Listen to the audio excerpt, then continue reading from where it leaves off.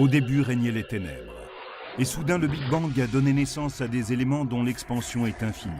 Le temps, l'espace et la matière. Aujourd'hui, ils se sont développés plus qu'on ne peut l'imaginer, au-delà des limites de la planète où nous vivons, pour créer ce qu'on appelle l'univers. Sommes-nous seuls? Ou y a-t-il une autre planète comme la Terre quelque part dans l'univers? Les prochaines générations auront un objectif fantastique, découvrir des planètes qui nous rappellent la nôtre. Je pense que nous sommes à la veille de posséder la capacité technologique nécessaire pour répondre à une question que l'humanité se pose depuis 2000 ans. Une autre Terre pourrait être aussi près de nous que l'est le système stellaire le plus proche.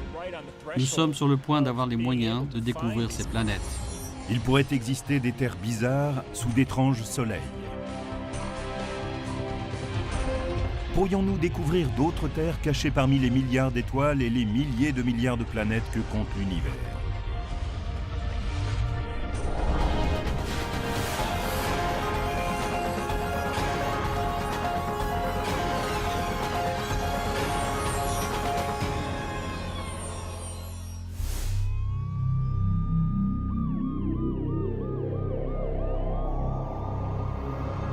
Existe-t-il quelque part dans l'univers une autre Terre? C'est peut-être une des plus vieilles questions que se pose l'humanité depuis qu'elle regarde les étoiles. Les hommes, assis autour du feu, regardaient les étoiles et imaginaient que celles-ci étaient d'autres feux autour desquels se réunissaient d'autres tribus. Que veut-on dire exactement par une planète comme la Terre? Qu'elle puisse abriter des formes de vie comme celles que nous connaissons. En résumé, la vie a besoin de 3 éléments de base pour exister. Il lui faut un milieu liquide quelconque pour que s'y produisent des réactions chimiques. Et nous pensons que l'eau est le liquide le plus vraisemblable pour cette opération, car elle est prédominante dans l'univers. On a aussi besoin de chercher les composants de base, les molécules qui permettraient de créer la vie, le phosphore de l'ADN, et puis il faut une source d'énergie. Il s'avère qu'une planète comme la Terre, avec l'eau dont elle dispose, possède tous les éléments indispensables. Les planètes capables d'abriter des formes de vie comme celles que l'on trouve sur Terre ne doivent pas forcément être des copies conformes de notre planète. C'est un peu comme le fait qu'il existe différents types de maisons. Si vous allez dans une ville, vous verrez de grandes demeures et des maisons plus petites, plus modestes, avec simplement 2 pièces. Et puis dans d'autres villes, vous trouverez des studios, des gratte-ciels et encore d'autres formes d'habitat. Elles abritent toutes des êtres humains de même que toutes ces planètes peuvent abriter la vie. C'est un peu comme cela quand on explore l'univers. On cherche des habitats de toutes sortes et on reste à l'affût de tout ce qui peut receler une forme de vie.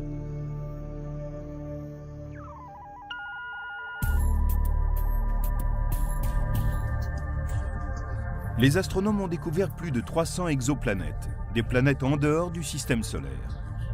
La grande majorité sont des géantes gazeuses, plus faciles à trouver que les petites planètes comme notre Terre. Pour construire des instruments aptes à analyser des planètes comme la Terre, nous devons anticiper quelles seraient les substances chimiques de leur atmosphère. C'est pour cela que nous avons besoin de théories et de modèles. Victoria Meadows travaille dans la modélisation des planètes. Elle dirige le Virtual Planet Laboratory, le laboratoire des planètes virtuelles, à l'Université de Washington-Seattle. Ce groupe dispersé dans les institutions des 4 coins du pays construit des mondes susceptibles d'exister dans les zones inexplorées de l'univers. Le Virtual Planet Laboratory nous permet d'élaborer une simulation des planètes présentes dans l'espace, ainsi que de leur environnement, avant qu'on les découvre. Ainsi, nous pouvons explorer leurs caractéristiques. Dans ce laboratoire, on peut construire des planètes fantastiques, comme le fait un romancier de science-fiction, mais avec un super ordinateur à la place du stylo. On prend un objet semblable à la Terre, on élimine le Soleil et on le remplace par une étoile de taille et de température différentes. Au VPL, nous avons modélisé des planètes qui sont à l'origine semblables à la Terre. Et nous les avons placées autour d'étoiles plus chaudes, diffusant plus de rayons UV que notre Soleil, par exemple. La modélisation permet d'obtenir d'autres terres étranges, couvertes de plantes rouges vifs, oranges ou même noires comme de l'encre. La photosynthèse varie énormément selon la lumière de l'étoile qui brille à proximité. Sur des planètes situées autour d'étoiles F, par exemple, où la lumière est plus bleue, les plantes auront tendance à absorber plus de lumière bleue. Et du coup, les plantes devraient davantage refléter la lumière rouge, orange et jaune, et apparaître ainsi à nos yeux. Dans un monde qui tourne autour d'étoiles moins lumineuses, les plantes changeraient de couleur pour utiliser chaque parcelle de l'énergie qu'elles reçoivent. Si l'on se tourne vers des étoiles M plus froides que le Soleil, les plantes des mondes avoisinants pourraient en fait être noires, car elles voudraient absorber autant de lumière que possible afin d'opérer la photosynthèse. Ensuite, viennent les planètes qui seraient des mondes aquatiques. On aurait une Terre tournant autour d'une étoile de type M qui la frapperait en permanence de radiations mortelles. Et comment la vie s'en sort-elle à la surface de cette planète? Est-il possible d'y trouver des formes de vie alors qu'on a une étoile enflammée de type M à proximité? Il s'avère que l'on peut vivre alors à 9 mètres sous l'eau, échapper ainsi aux pires embrasements et en même temps avoir encore assez de lumière pour pouvoir effectuer une photosynthèse et survivre.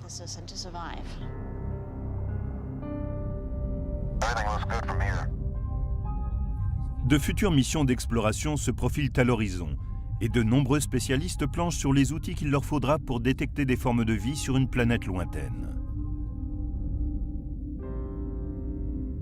La vie produit des gaz, la vie pue, on peut la sentir.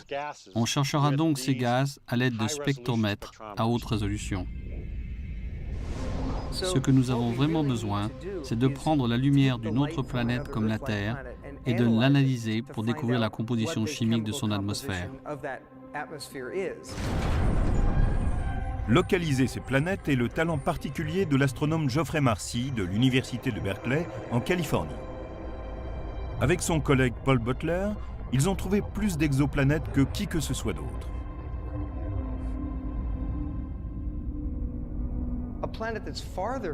Une planète plus éloignée de son étoile hôte serait très froide. Ainsi, il y a un domaine entre les deux qu'on appelle la zone habitable, où la température est parfaite. J'entends par là qu'elle est tempérée, si bien que l'eau peut s'y trouver sous forme liquide.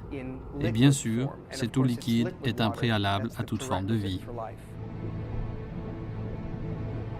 Quand nous regardons d'autres planètes et que nous nous demandons s'il pourrait s'y trouver des formes de vie, ma première question est, est-ce que cette planète peut avoir en permanence de l'eau liquide? Si la réponse est oui, elle m'intéresse. Sinon, il est inutile de s'attarder. L'eau est une substance incroyable. Nous avons la chance que l'univers dispose de ce que nous appelons l'eau. Elle est un grand mixeur cosmique. C'est l'élément critique qui permet aux réactions chimiques de se produire et parfois de faire naître des formes de vie.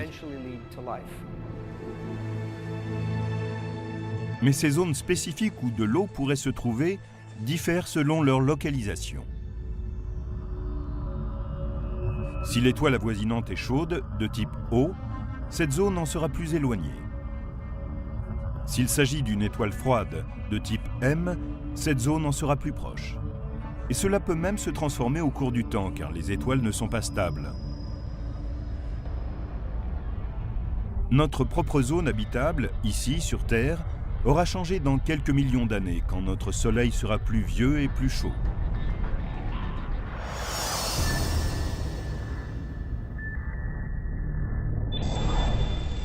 La technologie actuelle ne permet pas de photographier des exoplanètes lointaines.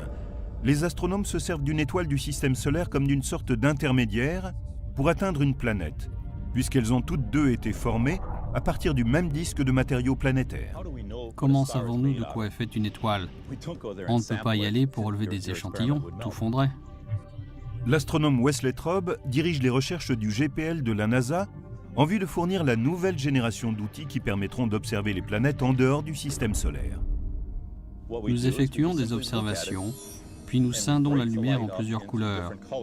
Cela a déjà été fait par Newton il y a plusieurs siècles. Il a découvert que si l'on plaçait un prisme dans un rayon de lumière solaire, elle se dispersait en bleu, vert et rouge. En regardant ensuite ces différentes couleurs, on découvre soudain quelque chose d'étonnant. Certaines parties sont exemptes de toute couleur. Ces couleurs absentes sont une empreinte des éléments constituant l'étoile que l'on est en train de regarder. Avec la technologie actuelle, nous ne pouvons pas voir directement le spectre d'une planète extrasolaire. Mais peut-être des instruments plus puissants nous le permettront-ils.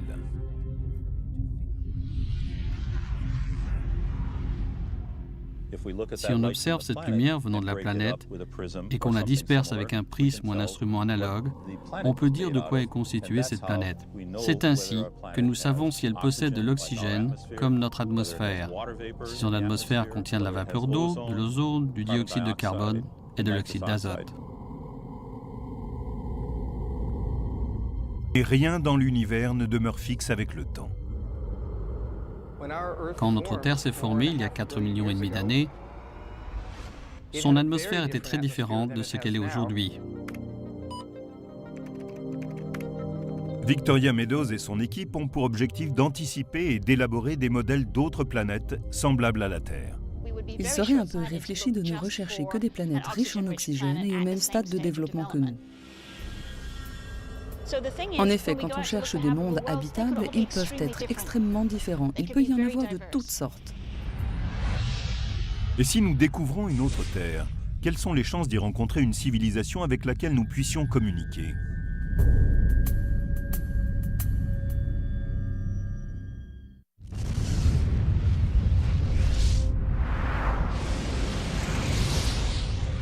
Combien de civilisations intelligentes pourraient exister sur d'autres terres dans l'univers ?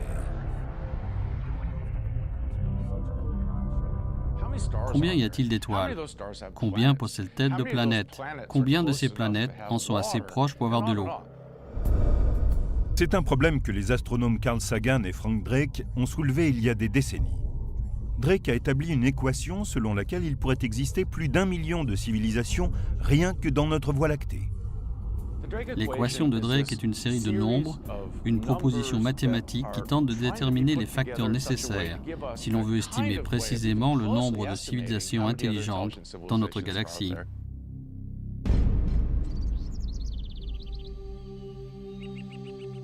Peter Ward, professeur de géologie et de paléontologie à l'Université de Washington-Seattle, pense que l'équation de Drake surestime largement le nombre de civilisations avancées qui pourraient exister sur d'autres terres de l'univers.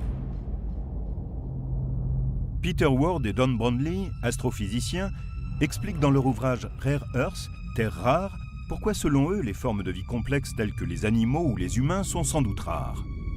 Nous avons commencé à penser que c'était trop simpliste, que d'autres éléments étaient en jeu. Ward cite un nombre de facteurs qui tendraient à diminuer les estimations de Drake quant au nombre de formes de vie avancées qui pourraient exister dans la Voie lactée et par extension dans l'univers. Tout d'abord, il y a la tectonique des plaques, ou dérive des continents. Certains se demandent quelle est la relation avec la fréquence des formes de vie sur la planète. La tectonique des plaques produit un recyclage des éléments qui effectue des actions vraiment fondamentales. La plus importante est de générer une règle de mesure des températures, comme un thermostat de la planète. S'il commence à faire trop chaud, le processus de la tectonique des plaques nous aide à nous rafraîchir.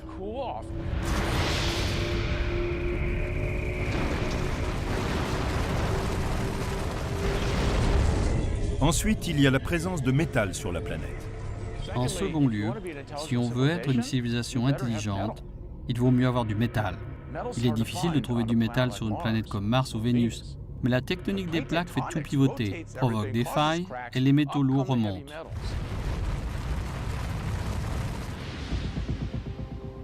De quoi avons-nous besoin d'autre? Nous avons besoin d'une Jupiter protectrice. Le fait qu'il y ait une géante gazeuse comme Jupiter à la forte attraction gravitationnelle aux confins du système solaire protège les planètes intérieures et ses éventuelles terres d'impacts fréquents qui pourraient être catastrophiques. C'est parce que les planètes comme Jupiter, par leur force gravitationnelle, balayent au loin les astéroïdes et les comètes. Elles permettent ainsi à la Terre de survivre sans trop subir de chocs venant de débris égarés. Les planètes protectrices, comme Jupiter, permettent à des formes de vie de se développer sans que des impacts d'astéroïdes et de comètes ne provoquent leur extinction, comme c'est arrivé aux dinosaures. Il y a 65 millions d'années, un astéroïde a heurté la Terre et rayé de la planète les dinosaures. Si les dinosaures ont disparu, c'est parce que Jupiter a mal fait son boulot. Elle aurait dû être virée. Elle a été nulle ce jour-là. Elle a laissé passer un de ses astéroïdes et on a vu ce que cela a donné. La comète Shoemaker-Levy s'est écrasée sur Jupiter à la fin du siècle dernier. Quel est le rôle de cette planète? C'est important d'avoir une planète comme Jupiter à l'intérieur du système galactique.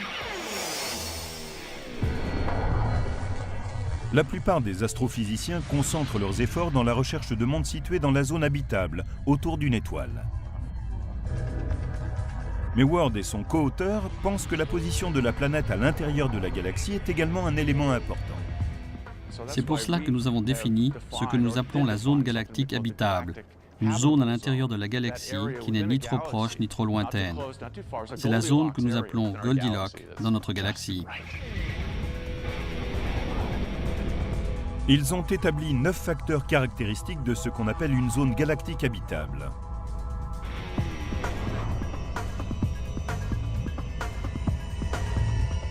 La position de la Terre dans la Voie lactée a été prise en compte. Elle est à l'écart des étoiles à neutrons mortels, des trous noirs et des funestes sursauts gamma.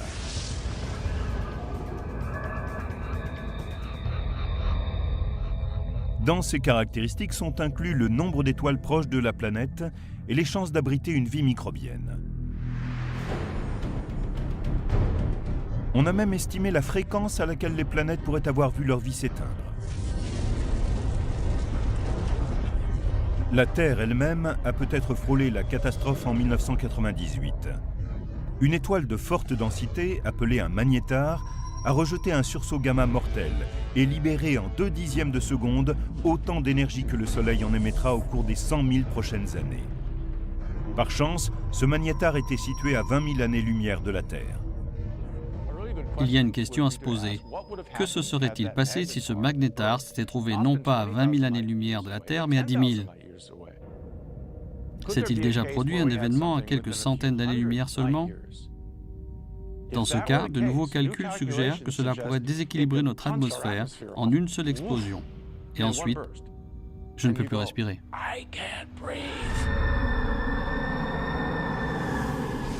C'est une catastrophe et c'est parfaitement possible. Les humains ne sont peut-être que le résultat d'un coup de chance cosmique. Les hypothèses optimistes de l'équation de Drake ne tiennent pas la route face à ce que les spécialistes ont appris au cours des dernières décennies. L'équation de Drake était une construction remarquable, mais elle a été élaborée dans les années 60. Nous avons donc ajouté des éléments qui n'étaient pas connus à l'époque, et je pense que cela la rend plus fiable. Et finalement, cela réduit les hypothèses, et je pense que le chiffre de millions de civilisations avancées ne peut plus être défendu. Combien pourrait-il y avoir d'autres terres abritant des civilisations avancées dans notre Voie lactée? On m'a déjà demandé de nombreuses fois de faire une prédiction, et disons qu'il y en a une à laquelle je consens. Il peut y avoir plus d'une civilisation, mais moins d'1 million.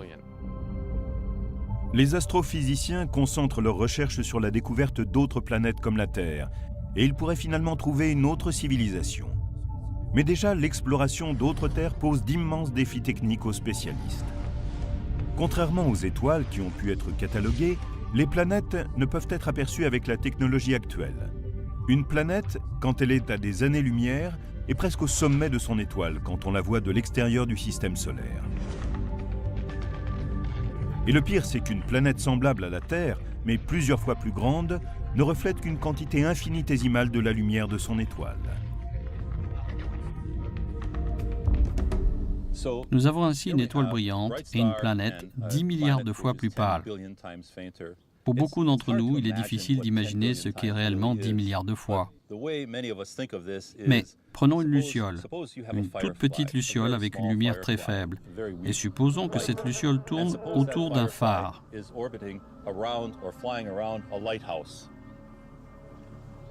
Maintenant, on va essayer de regarder cette luciole en train de voler autour du phare à 3000 années-lumière de là. Voilà à quoi cela ressemble. En admettant qu'on ait trouvé la tâche que représente la luciole, il faut ensuite imaginer ce qu'elle respire en analysant le gaz qu'elle exhale. C'est le genre de défi auquel fait face un astrophysicien qui doit d'abord trouver une planète et ensuite imaginer l'atmosphère de cet objet semblable à la Terre. Les spécialistes ont toutefois conçu des façons indirectes de découvrir des planètes extrasolaires. Si ceci est l'étoile, très brillante, et ceci la planète, quand elle se déplace devant l'étoile, cette dernière devient plus sombre et nous sommes capables de nous en apercevoir.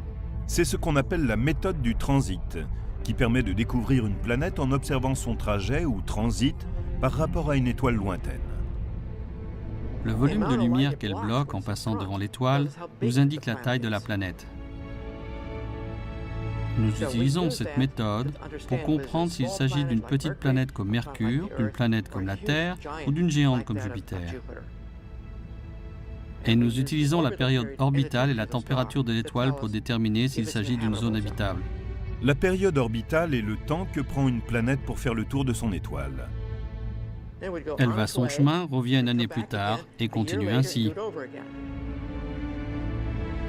Quand cette période est combinée au type et à la taille de l'étoile, cela indique aux spécialistes si les planètes découvertes sont potentiellement dans une zone habitable.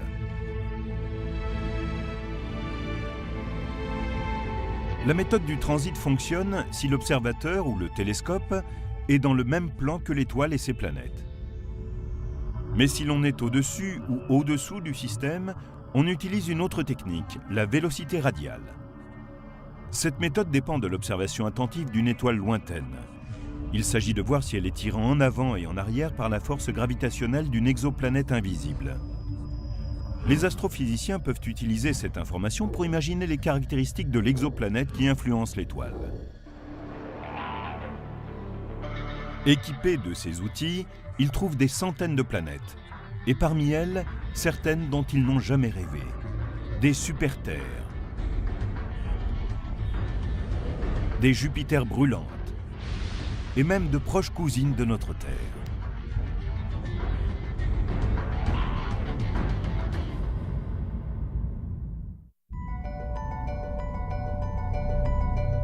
Au cours de cette recherche de planètes de type terrestre, parmi les milliards d'étoiles que compte l'univers, les astronomes ont trouvé une relation entre la composition d'une étoile et la probabilité qu'elle ait des planètes autour d'elle. Certaines étoiles sont constituées d'éléments lourds comme le fer, le nickel ou le silicone, et ce pour une bonne raison. Elles se sont formées à partir de nuages moléculaires de la Voie lactée qui se sont effondrés pour former une étoile. Dans ce processus, elles ont laissé autour d'elles de la matière placentaire qui s'est parfois coagulée en planètes. Il est évident que les étoiles qui comprennent beaucoup d'éléments lourds formeront des planètes qui en prendront également en quantité. La proportion d'éléments lourds dans une étoile est appelée sa métallicité, ce qui ne signifie pas forcément qu'elle contient beaucoup de métal au sens habituel. Pour un astrophysicien, un métal est tout élément plus lourd que l'hydrogène ou l'hélium. De ce fait, le lithium est un métal, le soufre est un métal, le chlore est un métal, et pas seulement le fer, l'or ou l'argent. Une exoplanète semblable à la Terre ne doit pas seulement avoir des éléments lourds dans sa composition et se situer dans la zone habitable d'une étoile. Elle doit aussi être de la taille qu'il faut pour abriter des formes de vie. Cela signifie que sa taille doit lui permettre d'avoir une atmosphère, un système de tectonique des plaques et des volcans, ces points étant essentiels pour réguler la température.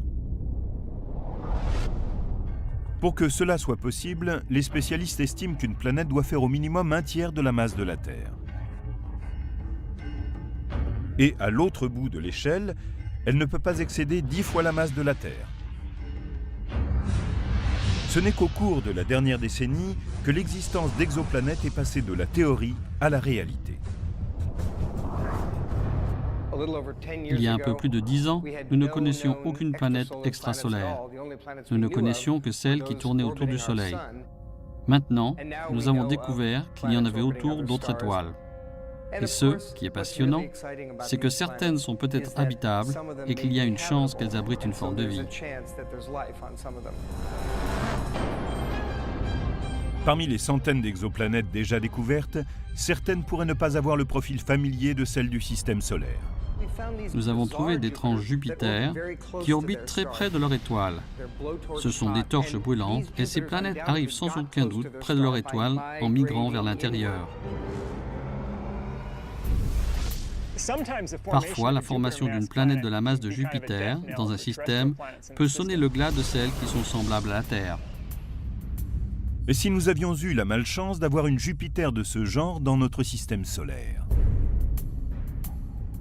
Elle aurait poussé la Terre en dehors de son orbite, dans l'obscurité vaste et froide de l'espace extérieur. Et la Terre serait peut-être morte, telle une épave froide et obscure.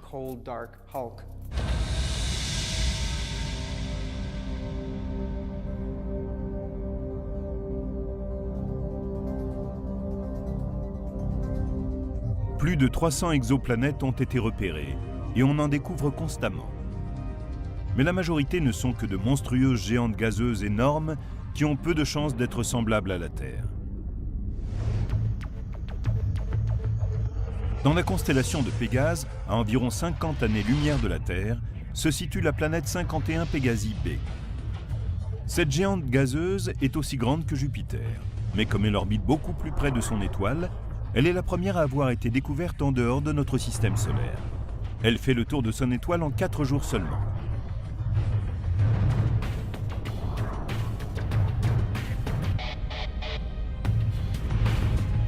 La planète 70 Virginis b est encore plus loin que Pégase. Elle est à 60 années-lumière et 7 fois et demi plus massive que notre Jupiter. Au début, on pensait qu'elle était dans la zone habitable de son étoile. C'est pour cela qu'on l'a surnommée Goldilocks. Mais par la suite, des calculs ont démontré que son orbite excentrique la conduisait jusqu'à 43 millions de kilomètres de son étoile, véritable rôtissoir. Elle n'est donc plus considérée comme étant dans une zone habitable. La géante gazeuse Tresphore a un diamètre de plus d'1,5 fois celui de notre Jupiter, ce qui fait d'elle la plus grande planète découverte jusqu'ici. C'est une gazeuse géante, et bien qu'elle soit plus grande que Jupiter, sa masse ne représente qu'un peu plus des 3/4. C'est une planète chaude qui se déplace autour de son étoile en 3 jours et demi.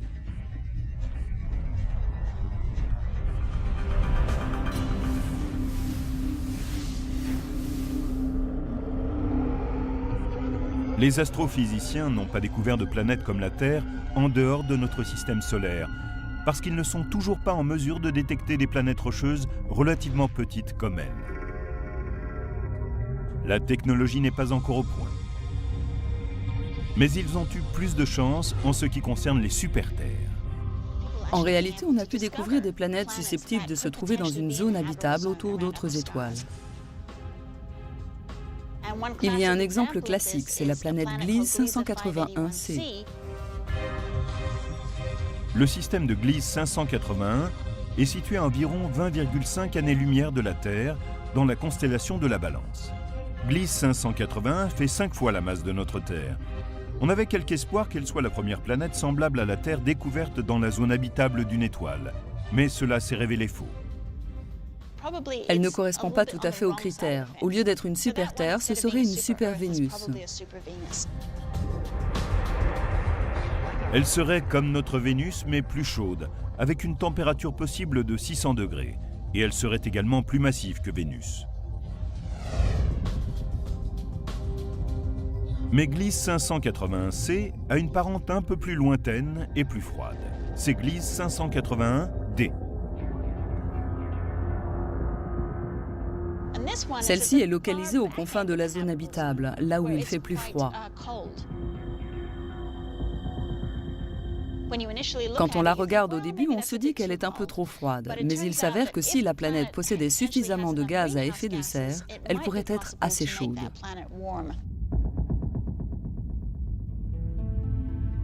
HD 69830d est peut-être une autre planète prometteuse.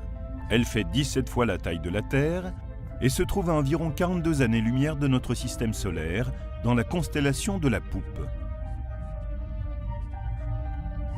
HD 69830d est une planète où la vie pourrait apparaître parce qu'elle possède à peu près la bonne température.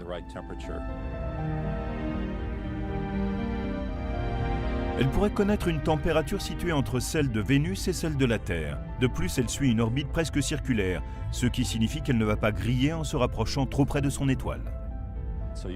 Il peut y avoir de l'eau liquide. La masse de la planète n'est peut-être pas optimum puisqu'elle représente 17 fois la masse de la Terre, ce qui en ferait une boule de roche ou une boule de gaz comme Neptune. Quand la NASA sera en mesure de lancer des missions à la recherche de planètes, on s'attend à ce que des astronomes puissent établir un spectre qui nous donnera plus d'informations sur la composition d'une planète. Il pourrait dire si elle possède une surface solide ou s'il s'agit d'un monde aquatique ou encore de quelque chose de complètement différent. La recherche d'autres terres a mené les astronomes à des années-lumière de notre voisinage spatial. Mais une autre Terre pourrait-elle exister dans notre système solaire?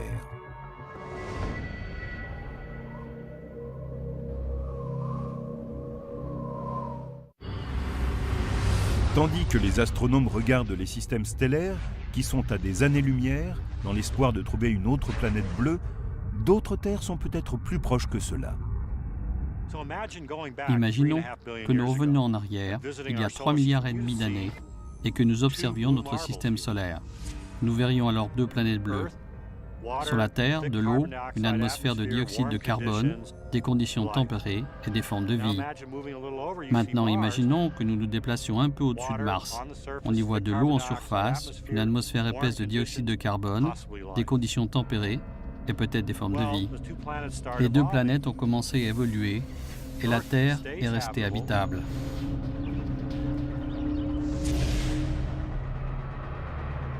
Mais pas Mars.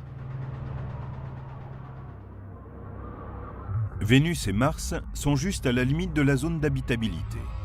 Toutes deux peuvent être des exemples de terres qui auraient raté leur évolution, car une fois que l'on a quitté la voie, il est impossible de revenir en arrière. Mars est un enseignement. On comprend mieux à travers elle ce qu'il faut pour rester habitable dans la durée. Notre hypothèse précédente se révèle être parfaite. Il faut être aussi grosse que la Terre pour continuer à être habitable. Mars est trop petite. Et dans ce cas, il n'y a pas moyen de recycler les éléments, ni de maintenir son atmosphère sur une certaine durée. La taille a une importance capitale.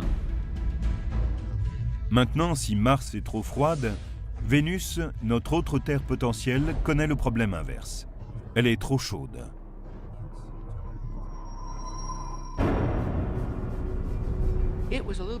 Elle était un peu trop près de son étoile, du Soleil, donc elle est devenue chaude, elle l'est restée. Tous les éléments, comme le dioxyde de carbone ou le CO2, qui ont permis la formation de la Terre, ont présidé à celle de Vénus. Mais sur Terre, ils ont été incorporés à la roche.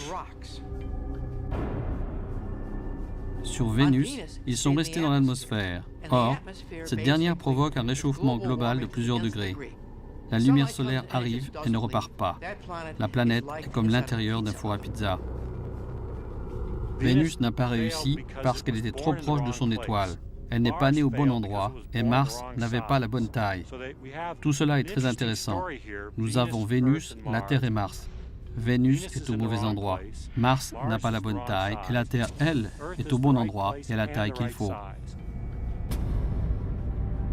Si nos voisines immédiates dans le système solaire n'offrent pas toutes les garanties pour être semblables à la Terre, notre plus proche voisine galactique, Alpha du Centaure, pourrait cacher une planète qui posséderait tous les critères exigés.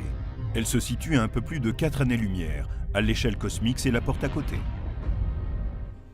Il y a de bonnes chances pour que des planètes comme la Terre tournent autour d'une ou 2 étoiles d'Alpha du Centaure. Greg Loeffling a conçu un modèle informatique pour démontrer que des planètes de type terrestre devraient exister dans ce système.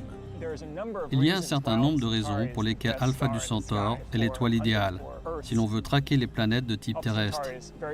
Elle est proche, elle comprend 2 étoiles comme le Soleil, elle possède une quantité d'éléments lourds qui interviennent dans la construction des planètes. À quelle distance de la Terre Alpha du Centaure se situe-t-elle? Imaginons d'abord que l'on rétrécisse le Soleil à la taille d'un grain de sable.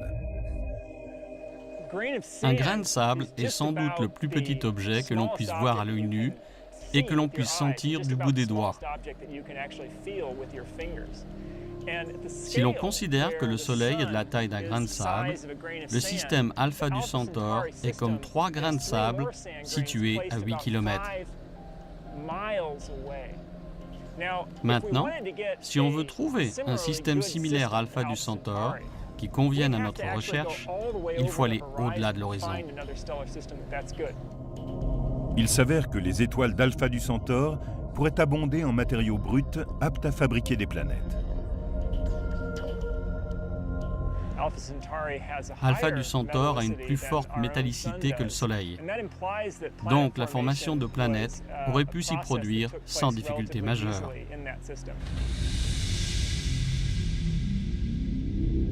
Enfin, les 2 étoiles principales d'Alpha du Centaure apportent un avantage supplémentaire.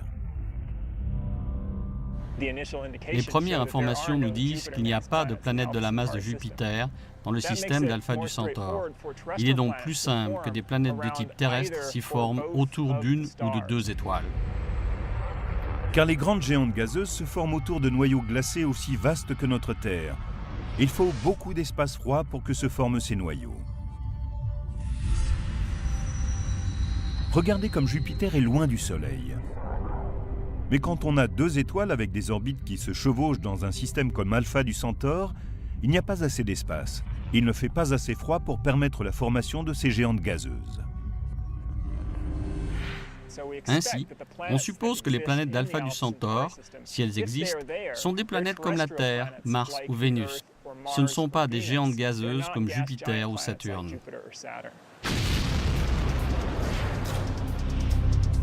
Et si nous pouvions enquêter sur le nombre de planètes comme la Terre qui existent dans notre partie de l'univers? Si l'on pouvait observer directement l'atmosphère d'une autre Terre située à des années-lumière.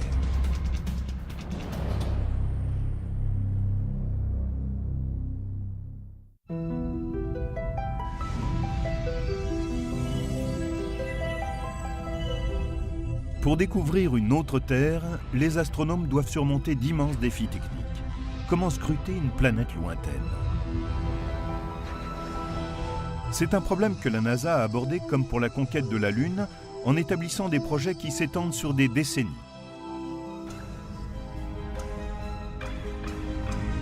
La première mission de recherche d'une exoplanète Kepler a été lancée en 2009. Ce projet de la NASA porte le nom du savant du XVIIe siècle, Johannes Kepler, qui découvrit les lois du mouvement des planètes. La mission Kepler est si simple et pourtant si extraordinairement puissante que j'en ai les larmes aux yeux. Kepler est un télescope spatial qui fonctionne comme une borne et doit scruter les constellations du Cygne et de la Lyre. Il prend image sur image. Le but est de repérer les étoiles dont la lumière faiblit, c'est-à-dire quand une planète comme la Terre occulte une partie de la lumière stellaire.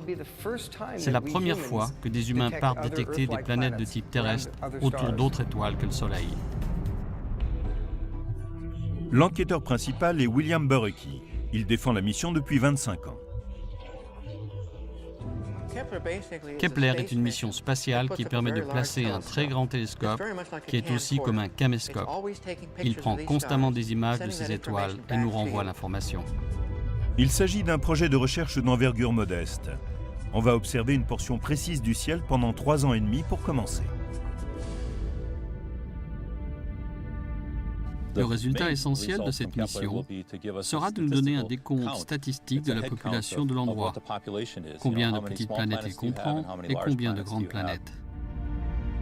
Les résultats de Kepler seront à leur tour utilisés pour décider des outils que l'on construira pour les prochaines missions. Kepler n'est qu'une étape, c'est une tentative pour découvrir des planètes de type terrestre et savoir si elles sont répandues. Si c'est le cas, elles devront être proches pour que nous n'ayons à construire qu'un instrument modeste. Si nous ne découvrons que quelques planètes de type terrestre, cela signifiera qu'avant d'en trouver une autre, il faudra aller beaucoup plus loin dans l'espace et donc construire un instrument beaucoup plus grand. Le télescope le plus majestueux et le plus spectaculaire jamais conçu est appelé Terrestrial Planet Finder, chercheur de planètes terrestres. Ce devrait être un énorme télescope spatial de plusieurs milliards de dollars, mais aux performances uniques.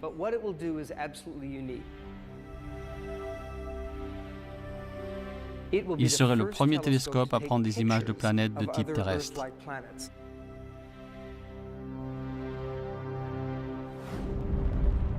Une technologie complètement nouvelle de télescope est en développement afin d'observer directement une planète en dehors de notre système solaire. Nous avons besoin d'une technologie optique entièrement nouvelle pour construire un chercheur de planètes terrestres capable de faire des images malgré la lumière éblouissante des étoiles avoisinantes. Et pour l'instant, cette technologie n'est toujours pas au point. C'est une grande frustration. À l'heure actuelle, nous savons vaguement comment procéder pour détecter d'autres terres, mais nous ne savons pas encore construire des outils optiques pour y parvenir. La NASA voit ce chercheur de planètes terrestres comme une série de 2 télescopes de conception très avancés, différents mais complémentaires. Le premier est un télescope coronographique en lumière visible. C'est un grand télescope avec un miroir au moins 100 fois plus précis que le télescope spatial Hubble.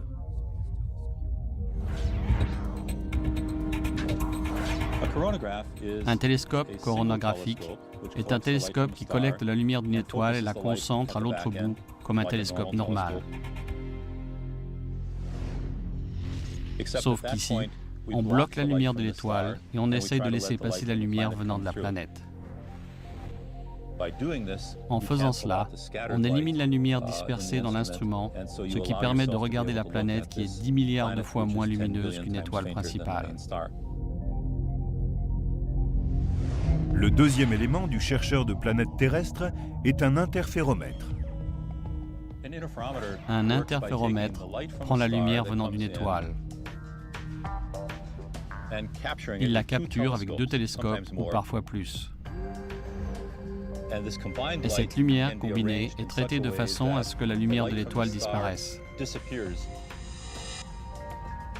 Ce qui est bien, c'est qu'on peut alors regarder une planète qui est proche de l'étoile sans que la lumière de la planète disparaisse. C'est toute la magie de l'interféromètre. Pour pouvoir faire tout cela, il faut perfectionner la technologie des outils de contrôle et de commande et leur apporter une plus grande précision. Et ce travail peut prendre des années.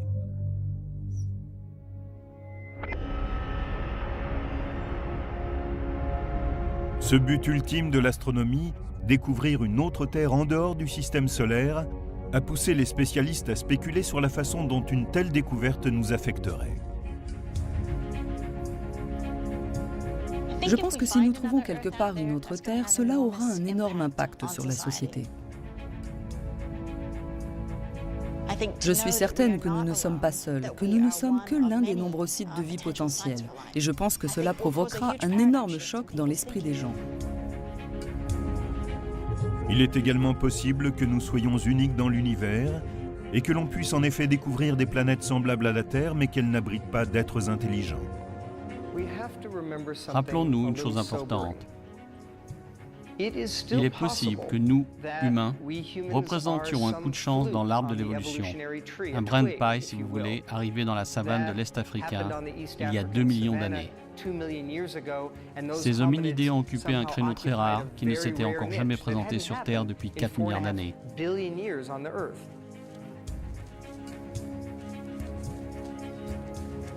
Et il se pourrait bien que nous soyons une singularité extraordinaire dans la Voie lactée.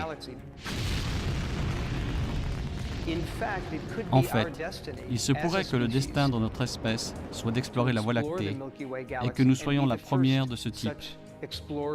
Dans ce cas, nous aurions pour mission de découvrir parmi les étoiles nos racines chimiques et biologiques. We have a TV picture now. Really looks beautiful.